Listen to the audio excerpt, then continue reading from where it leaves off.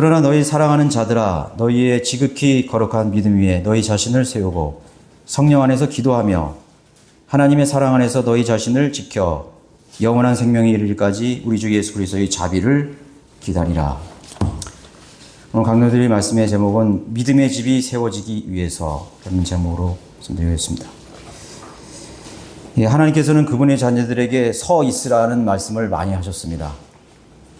서 있으라는 의미는 어떤 맡겨진 일을 하기 위해서 서 있는 상태, 우리가 잠자거나 졸거나 하는 상태가 아니라 깨어서 어떤 책무를 수행하기 위해서 서 있는 것입니다.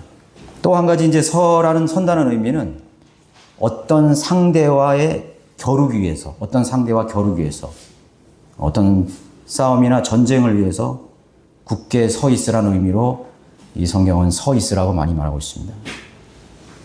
그래서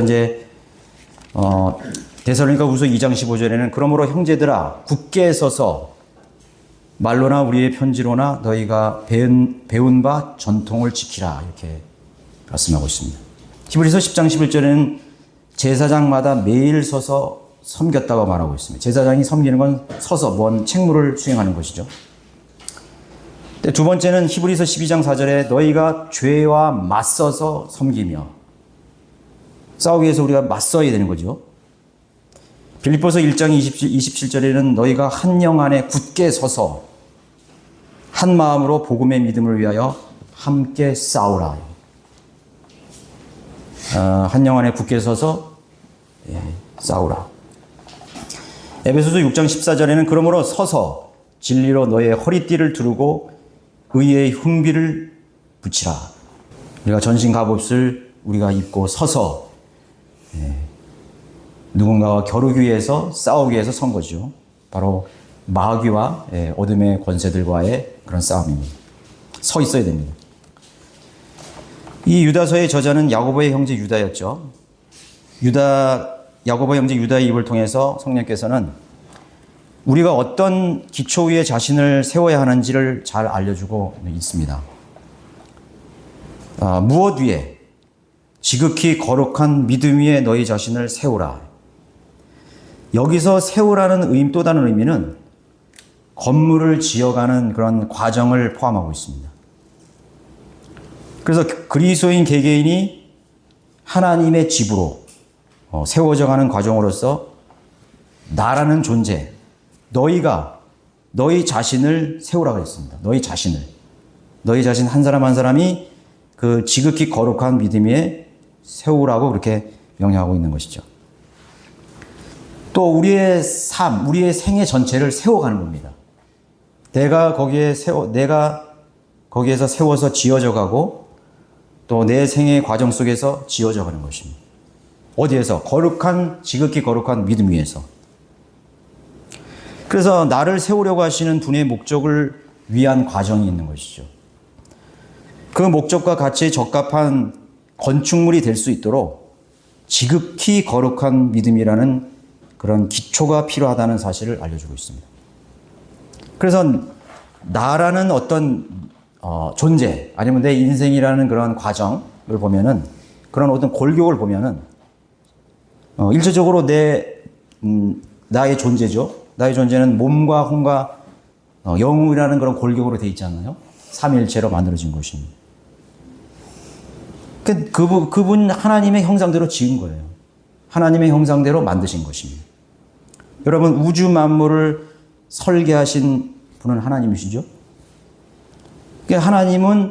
하나님께서는 가장 위대한 건축자요, 설계자라고 할 수 있는 것입니다. 그것이 분명한 것입니다. 그분이 우리의 몸을, 우리라는 존재를 설계하시고 지으신 것입니다. 하나님께서 우리를 설계하시고 우리를 만드신 이유는 어떤 하나님이 원하시는 목적이 있고 가치가 있기 때문에 우리가 그렇게 지음을 받은 것입니다. 자, 그분께서 지으신 가장 아름답고 견고한 한 집이 있습니다. 그것은 저 하늘의 시온산의 새 예루살렘 성입니다. 그것은 이 우주 만물의 어떤 구조보다도 어떤 설계보다도 더 놀랍고 가장 최상의 그러한 아름답고 견고한 그런 성이라고 할 수 있습니다. 집이라고 할 수 있습니다. 장차 주님께서 오셔서 또 이 땅에 보좌를 만드시죠. 천년 기간 동안 주님께서 재림하셔서 앉으실 그 보좌. 그 보좌도 땅에 있는 시온산이네요. 그 시온산의 성전에 가장 놀라운 건축물이 세워지네요. 그 성전이 바로 가장 놀라운 천년왕국 성전이 될 것입니다. 그러니까 이 지상에서 가장 멋지고 가장 어떤 솔로몬의 성전보다도 더 위대한 그러한 구조와 또 모습이 될 것입니다. 자, 인간의 몸은 지상의 어떤 육체보다 뛰어난 살아있는 집과 같은 것이죠. 우리 인간의 몸의 구조라는 것은 나 자아를 담는 그릇과 같은 것이에요. 집이에요. 나를 담는 집이에요. 이 몸 안에는 내가 들어있는 것입니다. 가장 뛰어난 살아있는 집이 되는 거죠. 몸의 모든 기관들과 세포들은 하나의 방들과 같습니다. 그래서 진화론자들도 가장 최종적인 육체가 인간의 몸이라는 걸 결론 지었습니다. 모든 그런 하등의 뭐 원숭이라든가 유인이라든가 이 세상의 모든 동물들 중에서 진화의 마지막 단계는 인간이라고 결론 지은 거예요. 여러분, 설계자가 없는 집이 없듯이 인간의 몸을 설계하신 분이 없겠습니까? 그분은 바로 위대하신 하나님이시죠. 또 인간의 혼 속에 들어가 보면은 역시 혼도 집과 같습니다. 그 집 안에는 그 혼의 집의 주인이 누구인가에 따라서 그 인생의 가치가 달라지고 살아야 할 이유와 목적이 다 달라집니다. 그 혼이라는 집 속에 있는 주인에 따라서. 그 혼의 방 안에는요, 그 사람의 성품이 있고, 그 사람의 기질이 있고, 정서가 있고, 감정이 있고, 의지로 이렇게 구성되어 있습니다. 그런데 그 혼의 방에 있는 이 타락한 모든 죄인들은 자신의 혼의 주인을 사실은 잃어버린 거예요. 첫 번째 사람, 아담과 이브, 특별히 이제 이브가 뱀과 이렇게 대화를 하면서 뱀과 말을 섞으면서 최초의 인간의 혼의 그 방 안으로, 그 집 안으로 누군가가 은밀히 거기를 들어갔습니다. 이브가 뱀과 말을 섞는 사이에 어둠과 사망의 영이 인간의 혼 속으로 침투한 것입니다. 우리의 혼의 주인이시며 설계자를 제외한 순간, 그분을 제외시켰을 때 또 다른 존재가 이브의 혼의 주인으로 군림하기 시작한 것입니다. 거룩한 믿음이라는 것은 사실 인간에게서 나오거나 만들어진 개념이 아닙니다. 이 지극히 거룩한 믿음 위에 너희 자신을 세우라. 히브리서 1장 11장 1절에 믿음은 바라는 것들에 대한 실상이요 보이지 않는 것들에 대한 증거라고 분명히 그 개념을 짚고 있습니다. 여러분 한번 보십시오. 히브리서 11장. 이제 믿음은 바라는 것들에 대한 실상이요 보이지 않는 것들에 대한 증거니 원로들이 그것으로서 좋은 평판을 얻었느니라. 그 믿음이 우리가 바라는 것들의 실상이 무엇인지, 보이지 않는 것들의 증거가 뭔지를 실제적인 믿음의 사람들을 통해서 증명을 했어요. 그런데 오늘날의 이 배교하고 타락한 교회들이 이 11장 1절만 딱 떼다가 엉뚱한 것에 대한 믿음을 가지고 살아가는 거예요. 그게 만사형통이고 긍정적 사고고 예수 믿으면 복받고 그런 방향으로 흘러간 것입니다. 전혀 그런 게 아닌데. 근데 내가 원하는 것들을 하나 딱 정해놓고 내가 그걸 믿으면은 그게 내 것이 된다 이거예요. 내게 실제로 된다 이거죠. 보이지 않는 것들이 내가 증거가 된다 이거예요. 그래서 허망한 것들을 정해놓고 그것을 쫓아가는 그런 왜곡된 믿음으로 그렇게 흘러가 버린 것입니다. 인본주의식 긍정적 사고나 은사주의자들이 말하는 인간이 원하는 것이라면 믿음으로 구하라는 것은 성경적 믿음이 아닙니다. 그래서 히브리서 11장의 모든 내용들, 믿음으로 살았던 성도들의 믿음의 정확한 실제들을 설명하고 있는 것이죠. 한두 가지 우리를 해보세요. 믿음으로 아벨은 카인보다 더 나은 제사를 하나님께 드림으로써 의로운 자라고 증거를 받았으니 우리의 믿음의 본질은 하나님께 있습니다. 하나님이 이미 가지고 있어요.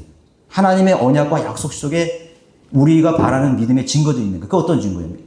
아벨은 피로 하나님께 드린 것입니다. 그거를 증거를 확신하고 짐승으로 하나님께 드렸더니 하나님 받으신 거예요. 에녹은 어떻습니까? 에녹은 죽음을 보지 않고 옮겨졌으니 하나님께서 그를 옮겨셨으므로 다시 보이지 아니하니라. 그는 옮기우기 전에 하나님을 기쁘시게 하였다는 증거를 지녔느니라. 하나님을 기쁘시게 하는 증거입니다. 그것이 우리의 믿음이에요.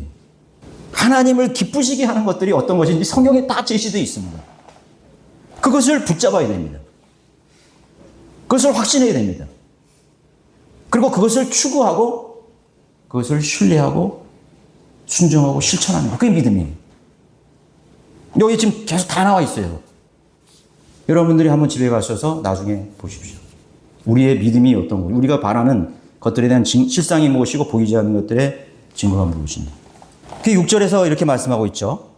그러나 믿음이 없이는 하나님을 기쁘시게 할 수 없나니 하나님께 나아가는 자는 그분이 존재하시는 것과 그분이 자기를 열심히 찾는 자들에게 보상하는 분이심을 마땅히 믿어야 하느니라.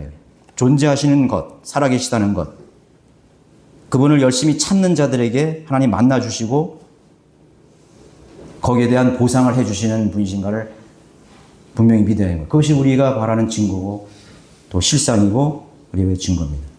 지극히 거룩한 믿음 위에 서라. 지극히 거룩한 믿음 위에 선다라는 것은 제가 캄캄한 밤에 10층 그 옥상에 올라간 거예요. 새처럼 막 날아가고 싶어요. 하나님께 기도를 하는 거예요. 주여, 내가 믿습니다. 내가 한번 이 10층 아래로 한번 떨어져 보겠습니다. 그 건물 위를 뛰어내리는 것과 같은 것이. 이 뛰어내려도 된다는 믿음이라는 것은 보이지 않지만 나를 받쳐줄 그물망이나 에어매트가 있다는 보상이 있느냐 없느냐에 따라 다른 거예요. 그런데 사람들은 그런 보장도 없이 뛰어내리는 것과 같은 삶을 살고 있는, 같은 믿음을 살고 있는 거예요. 그럼 내 마음속에서 저 밑에는 에어매트가 있고 그물망이 있을 거야. 자신 속에서 그런 걸 만들어내는 것입니다. 그것이 우리 믿음이 아니에요. 하나님의 뜻이 없고 계시도 없는 그런 믿음은 망상에 불과한 그런 허상이에요. 그런 미신이고 그런 이교도적인 망상에 불리죠. 마귀는 예수님께서 성전 꼭대기에 뛰어내리면 천사가 받쳐 줄 거라고 그렇게 말했죠. 그 말은 교묘한 시험이었던 것입니다. 하나님은 거기에 대한 약속을 하지 않았어요. 예수님은 독생자에게 성전 꼭대기에서 뛰어내리라는 명령을 하신 적이 없어요. 예수님은 십자가에서 죽으셔야 돼요. 그래서 그 십자가를 향해서 예수님은 순종하면서 가셨던 거예요. 하나님께서 자신에게 명령한 그 말씀만을, 아버지께서 나에게 주신 계명만을 따라서 믿음의 길을 간 거예요. 십자가까지 간 거예요. 사람의 얘기, 바리새인들의 얘기, 군중들의 얘기, 율법사들의 얘기, 세상에 들려오는 수많은 그런 요구들을 하나님께서는 듣지 않으셨어요. 우리가 왕이 되소서, 우리를 다스려소서, 세상을 개혁해 주십시오. 그런 말에 현혹되지 않으셨어요. 마귀들의 교묘한 시험이죠. 믿음이라는 것은 사람의 사사로운 욕망이나 소원이나 바람이 아닌 것입니다. 믿음이라는 것은 사람의 사사로운 것에서 나오지 않아요. 지극히 거룩한 믿음이라는 것은 거룩하신 하나님 자신과 그분의 영광과 기쁘고 온전하신 뜻 안에 거하는 믿음인 것입니다. 우리에게 약속하신 언약들과 그분의 개념들과 훈계, 삶의 지침, 원리 위에 나를 세우는 것이 믿음인 것입니다. 우리에게는 성경이 있어요. 그죠? 네, 성경을 상고하라고 했습니다. 연구하고 공부하라고 했습니다. 성경을 잘 나누어서 부끄럽지 않는 일꾼으로 그렇게 준비되도록 하라고 명령하셨습니다. 허망한 세상적 꿈이나 기대, 욕망과 정욕을 위한 믿음은 모래 위에 짓는 집과 같은 격이에요. 그건 위험한 기초들이에요. 사람들 말입니다. 나는 그 믿음이야. 내 믿음이야. 큰 교회가 되게 해주십시오. 큰 아파트 얻게 해주십시오. 부자 되게 해주십시오. 성공하게 해주십시오. 만사형통하게 해주십시오. 내가 돈을 많이 벌어서 실조 많이 하게 해주십시오. 내가 유명한 스포츠 스타가 되어서 하나님께 영광 돌리게 해주십시오. 스포츠 스타나 영화배우에 날아가서 뭐 오스카상을 받고 아카데미상을 받아서 하나님께 영광을 먼저 돌립니다. 그런 영광 하나님 받으시는 하나님이 아니에요. 그곳에 계시는 하나님이 아니에요. 그렇게 말하는 사람들을 누가 비난합니까? 교회 목사들이 비난해요? 장로들이 비난합니까? 큰 대형교회 신자들이 비난해요? 왜 비난 안 하는 거예요? 잘못됐어. 성경적이지 않아. 허망한 꿈이야. 하나님 모독하는 일이야. 아무도 그렇게 비난하지 않아요. 왠지 아세요? 모두가 똑같은 믿음이기 때문에 그런 거예요. 하나님의 약속에 기인되지 않은 것입니다. 그것은 모래 위에 짓는 집과 같은 것입니다. 자신의 믿음을 모래 위에 짓는 것입니다. 홍수와 바람과 지진이 나면 허물어지는 그런 기초이죠.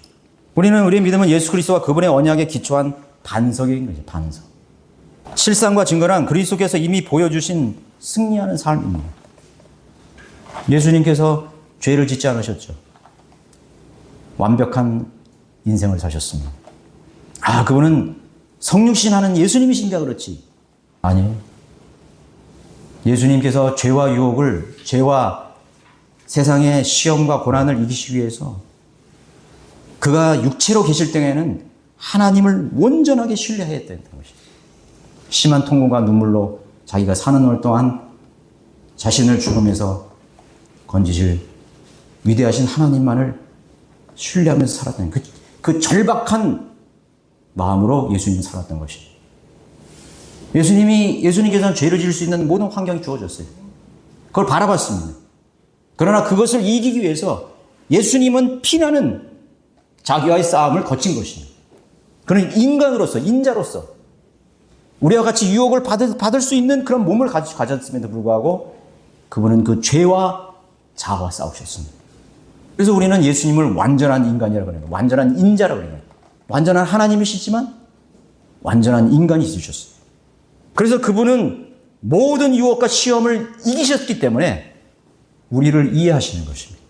우리가 그분을 따를 때 우리는 죄의 유혹을 이길 수 있습니다. 우리의 죄성을 극복할 수 있습니다.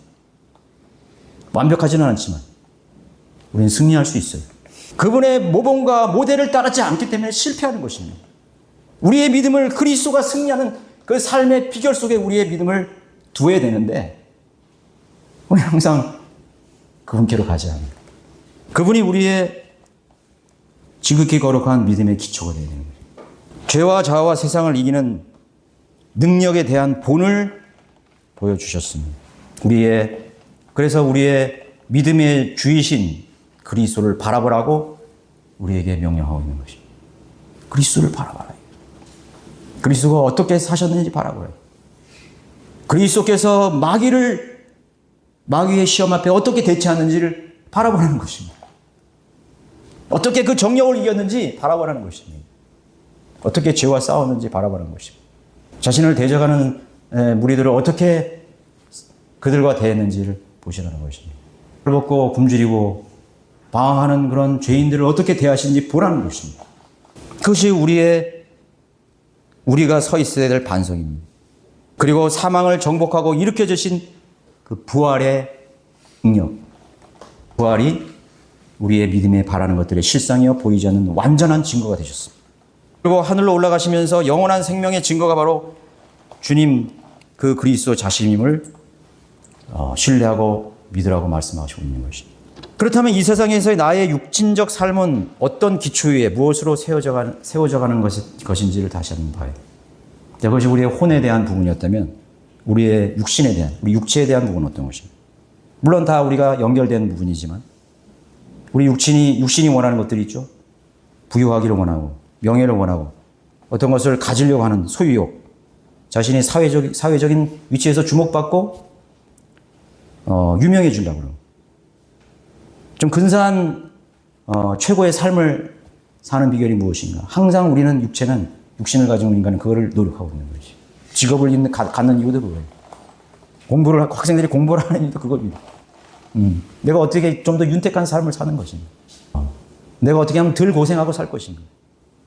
내가 어떻게 하면 사람들에게 좀 더 돋보이는 인생을 살 것인가. 항상 그거에 목말라 있어요.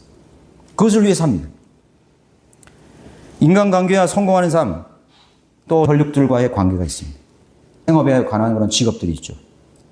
내가 음식을 먹는, 육신이 되니까 음식에 대한 거.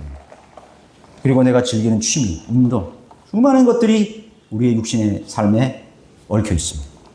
이 모든 것들이 역시 지극히 거룩한 믿음 위에 세워지고 있지 않다면 그것들 역시 모래 위에 세워진 하나의 누각과 같은 액세서리일 뿐입니다. 내 혼의 집, 마음의 생각, 계획들, 인생의 목표 역시 거룩한 믿음 위에 있다면 가장 안전하고 견고한 집으로 지어져 가는 것이겠죠. 그렇지 않다면 과감하게 제거하거나 헐어버리게 되는 것이죠. 내 취미가 하나님의 거룩한 믿음의 기초에 세워지지 않았다면 과감하게 제거해버리면 되는 것입니다. 심지어 자기의 직업도 역시 마찬가지인 것이죠. 아, 돈을 많이 벌면서 좋은 직업이다? 절대로 그런 게 아니에요. 그리스도의 직업관이라는 것은 돈을 많이 벌어서 좋은 직업이 절대로 될 수가 없어요. 그런데 오늘 수많은 사람들이 미혹되고 속아가고 있는 것입니다. 그것은 하나님이 주신 복이 아니라고요. 우리의 삶 가운데 얼마나 많은 그런 것들이 덕지덕지 끝에 붙어 있습니까? 그러한 것들은 반석 위에 지어지는 집과는 결코 어울리지 않는 그런 액세서리에 불과하다는 사실을 알아야 되는 것이죠. 어느 마을에 그런 사건이 하나 있었다잖아요. 우리 주변에서도 많이 일어나는 일이지만 그냥 쓰레기와 오물을 무단으로 버리는 것. 우리 여기 동네도 마찬가지예요. 오물과 쓰레기를 투기하는, 무단으로 버리는 비양심적인 사람들로 인해서 그 마을 주민들이 골칫거리를 알았대요. 그래서 하루는 그 주민들이 모여서 이제 회의를 하는 거죠. 도대체 이걸 어떻게 이 문제를 해결할 것인가. 그래서 어떤 사람들은 CCTV를 많이 설치해가지고 해보자. 아니면 감시원을 많이 늘려서 법을 좀 강화해서 벌금을 아주 많이 물리자. 여러 가지 의견이 많이 나왔습니다. 그래서 그런 것들을 시도해보았지만 계속 그냥 실패. 우리도 여기 앞에 마찬가지예요. CCTV 있는데도 계속 투기해요. 어떤 한 사람이 제안을 했습니다. 이렇게 쓰레기와 우물을 투기하는 이 더러운 장소를 아름다운 한번 꽃들로 장식해보자. 그것도 좋은 방법이에요. 한번 해보자. 실패하더라고요. 다른 거 해봤으니까. 그래서 아름다운 그냥 꽃들을 심고 작은 정원을 이렇게 꾸며놨다. 화목 저녁에는 이렇게 좀 이렇게 등불도 해놔가지고 아기자기 아름다운 지나가다가 보면은 여기 잠깐 머물르고 싶다 할 정도로. 그러고 난 다음에 그 다음서부터는 그 장소에 어떤 누구도 쓰레기나 오물을 버리는 사람이 아무도 없었대요. 그 성공 사례가 있어요. 타락한 인간의 양심도 아름다운 꽃이 있는 정원에는 쓰레기를 버리지 말아야 한다는 것쯤은 이렇게 아는 것 같습니다. 왜냐하면 쓰레기가 있는 곳에 쓰레기가 쌓일 수밖에 없어요. 오물이 있는 곳에 오물이 쌓입니다. 더 쌓여요. 여러분 한번 지나가다 보세요. 막 무단으로 어디 길가에 쓰레기나 오물이나 막 갖다 버리는 거 있으면 거기 점점 더 쌓여. 어울리는 것이 있고 어울리지 않는 것이 있다는 것을 말하는 것입니다. 꽃이 있는 정원에는 쓰레기가 어울리지 않아요. 예수 그리스도의 보혈과 말씀으로 단장된 사람의 생각이나 마음에 시기와 다툼과 원망과 불평이 어울릴까요? 그리스도의 사랑과 은혜로 충만한 그 방에 쓰레기 같은 시기와 다툼과 원망과 불평이 과연 어울리겠냐는 말이에요. 절대로 어울리지 않습니다. 거기는 그리스도의 향기가 있는 곳이고 그리스도의 꽃이 있는 곳이고 그리스도의 생명이 있는 곳입니다. 그리스도의 사랑이라는 방에 더러운 음욕과 정욕과 욕심과 이기심은 결코 어울리는 것이 아니에요. 오히려 그거를 증오합니다. 만약에 그것이 조금이라도 내 방에 그것이 들어오면 그냥 치워버리려고 그럴 거예요. 그 조그마한 이기심이라는 것이 들어오면 금방 알아채고 그 냄새를 금방 알아채고 치워버리려고 그럴 거예요. 왜? 그 마음의 방에는, 그 집에는 그리스도의 사랑의 향기와 은혜의 향기와 넘치기 때문에 용납할 수가 없는 것입니다. 내 의지로 죄를 이기는 게 아니에요. 하나님의 은혜로 죄를 이기는 것입니다. 죄를 정복하는 것입니다. 그리스도의 순수함과 거룩함과 어울리지 않는 세상의 욕망에 죄들이 스며들 수가 없는 것이죠. 사람들이 왜 죄를 짓습니까? 왜 사람들이 위선자가 됩니까? 왜 교회에서의 행동과 가정에서의 행동이 다른 것입니까? 일관성이 없어요. 그건 거짓이에요. 그건 위선이에요. 그건 가증한 것이에요. 하나님께 나가지 않기 때문에 그런 것입니다. 하나님 앞에 정직하게 자신을 보여드리지 않기 때문에 그런 것입니다. 자신의 문을 꽉 걸어 잠그고 자신 속에 있는 그러한 더러운 욕망과 죄들을 하나님께 보혈 앞에 가져가지 않는 것입니다. 어울리지 않죠. 적합하지 않는 것입니다. 성령 안에서 기도하며 이렇게 했죠. 거룩한 믿음 위에 지어지고 세워진 나라는 존재는, 나라는 집은 거룩한 분과의 은밀한 교제의 장소로 변화되어 가는 것입니다. 거룩한 지극히 거룩한 믿음 위에 내가 지어진 집이라면 그 속에 누가 계셔야 되는 것입니다. 나의 진정한 주인이신 그리스도가 계셔야 되는 것입니다. 그 방에는 그리스도가 계셔야 됩니다. 우리의 마음의 사고 속에 그리스도가 계셔야 됩니다. 우리의 감정 속에 그리스도가 계셔야 됩니다. 우리의 지성 속에 그리스도가 계셔야 됩니다. 우리의 지식 속에 그리스도가 계셔야 됩니다.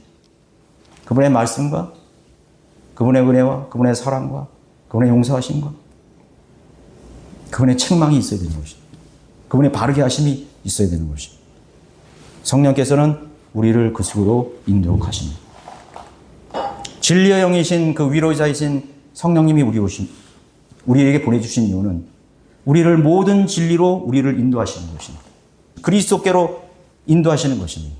성령께서는 우리를 기도의 자리로 우리를 인도하신 것입니다. 동시에 그리스도가 우리의 방의 주인이 되시도록, 우리의 마음의 보좌의 중심에 주인이 되시도록 우리를 이끄시는 것입니다. 그분이 나의 주가 되시도록 주님이 있어야 될 자리로 인정하는 것입니다. 그동안 내가 주인이 되었죠. 화를 참지 못하고 분을 품으면 해가 지지 않도록 분을 품지 말라고 그랬잖아요. 고함치는 것과 분을 내는 것과 감정을 표출하는 것, 나의 주인이 되었던 것입니다. 어떤 일을 결정하기 전에 성령님께서는 우리를 기도의 방으로 우리를 인도하실 것입니다. 은밀한 그러한 사랑의 교제의 장소로 변화되어 가십니다.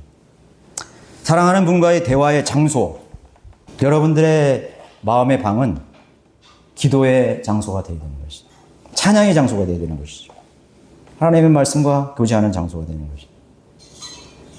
그 가정은 자연적으로 화목한 가정이 되는 거예요. 부모가 사는 삶의 중심에 누가 있는지를 자녀들이 알 수 있죠.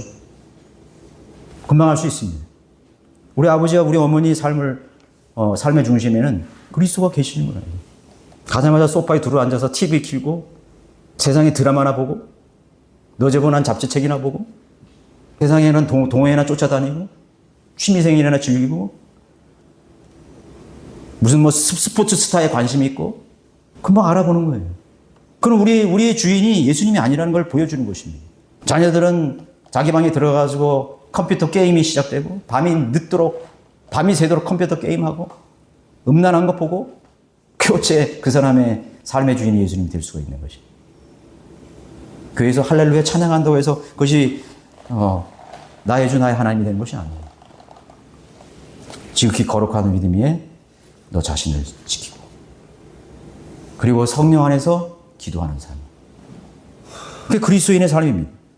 그분의 향기로 가득한 아름답고 거룩한 성전다운 성전으로 지어져 가고 있는 것입니다. 우리의 몸을 성경은 성령이 거하시는 하나님의 전이라고 분명히 말씀하셨습니다. 누가 기도를 어렵다고 했습니까? 정말 어렵습니까? 기도 생활이 어렵습니까? 사랑하지 않기 때문에, 하나님을 사랑하지 않기 때문에 기도 생활이 어려운 거예요. 이것저것 하려고 하는 거 많고 분주합니다. 분답합니다. 기도 너무 어려워. 기도할 시간이 너무 적어. 기도도 한 5, 6분, 10분 하다 그냥. 그나마도 그거라도 하는 사람은 그래도 뭔가 하려고 하는 사람이죠. 성령께서는 우리 안에서 늘 우리를 진리로 인도하시고 기도의 자리로 이끄신다는 것을 잊지 마시기 바랍니다. 혼의 주인이신 그리스도가 계신 영의 보좌로 우리를 이끄시는 것입니다. 주님이 계시는 그 보좌로, 그 영으로 우리를 인도하시는 것입니다. 하나님의 보좌는 성전은 하늘의 시온산의 성전이 있죠. 그 다음에 예루살렘의 땅의 성전이 있어요. 지금도 영적으로 하나님의 나라는 두 개의 보좌가 있습니다. 저 북편 하늘에 성부 하나님께서 계시는 그 보좌가 있습니다. 셋째 하늘 북편에 그 보좌가 있습니다. 그리고 여러분들, 구원받은 여러분들의 몸 가장 중심에 있는 그 영의 그 지성소에 하나님의 보좌가 있다는 걸 기억하시나요? 여러분들의 가장 그 마음의 중심에 주님의 보좌가 있어요. 근데 한 번도 사람들이 그 안에 들어가진 않아. 하나님은 멀리 계시다고 생각하는 거예요. 내 안에 그 보좌가 있어요. 그래서 그분께 나아가면은 나 자신을 숨길 수가 없는 것입니다. 내면에 안에 계셔. 그래서 나를 나보다 더 잘 알아. 그래서 그분이 말할 수 없는 신음으로 우리를 위해서 신음하고 탄식하고 기도하신다고 성경은 분명히 증거하고 있어요. 근데 하나님을 속이려고 하는 것입니다. 하나님 우려하는 것입니다. 자기를 감춥니다. 주님께서는요, 그 기도의 자리에 가서 나를 너무나 잘 아시는 분 앞에 정직하게 고백할 때는요, 어떤 고백이 나오는지 아세요? 아무 고백도 나오지 않아요. 단 한마디 있습니다. 주님은 나를 너무나 잘 알고 계십니다. 주님은 나를 지금 보고 계시죠? 그것보다 더 할 수 있는 말이 어디 있겠어요? 주님 앞에 나가서 나보다 나를 너무나 잘 아시는 주님, 그분께 우리를 보여주는 것입니다.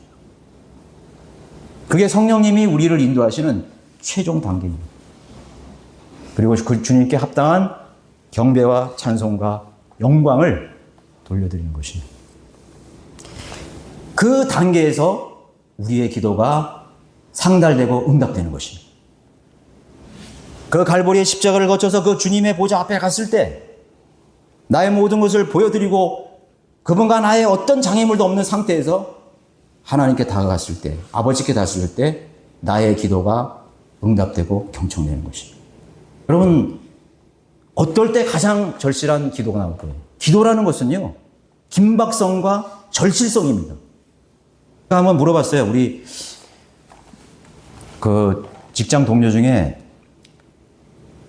제가 저보다 한 두세 살 많은 그런 형님뻘 되는 분이신데, 지금은 은퇴하셨는데, 그분이 매일 라이프 가드, 뭐죠? 그 수상 안전, 자격증을 따기 위해서 60이 다 된 분이 거기 가는 거야.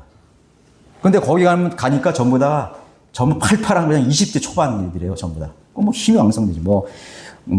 소방대원들, 공수특전대, 해병대 출신들 다 그런 인명구조원이니까. 그 열심히 다니는 형님인데 겨우 몇 번 떨어지고 결국은 땄어요.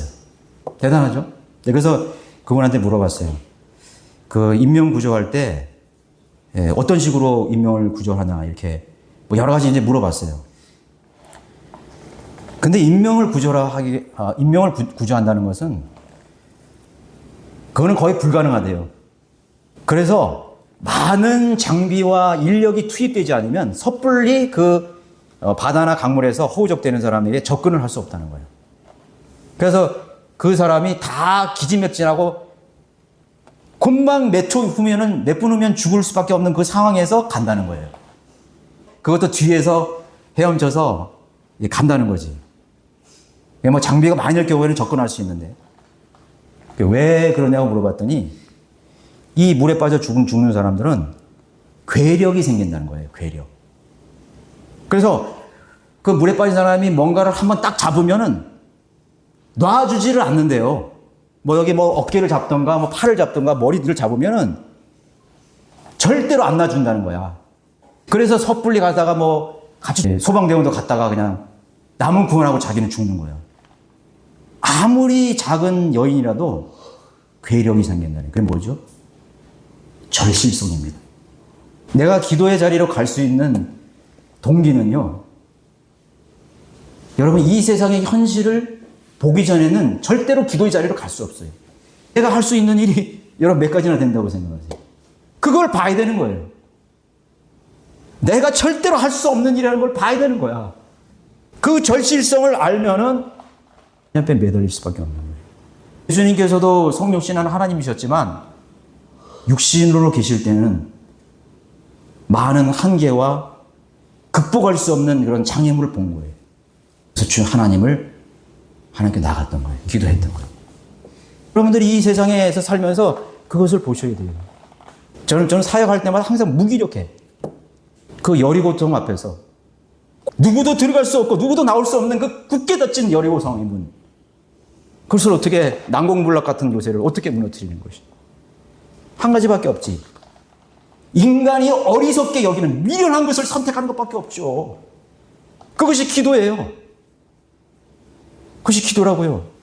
세상이 볼 때 어리석은 것, 미련한 것, 그것을 선택할 수밖에 없는 거예요. 여호수아는 그걸 선택했다고.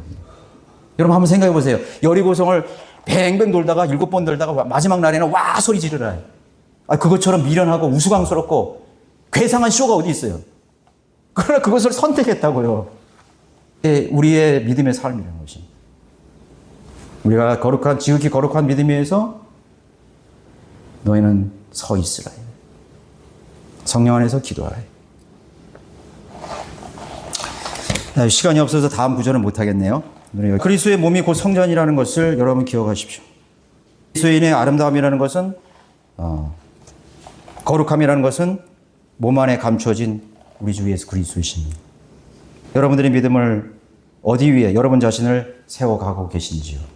무엇에 여러분 자신들을 세워가고 있는지를 여러분 다시 한번 돌아보는 그런 시간이 되시기 바라겠습니다.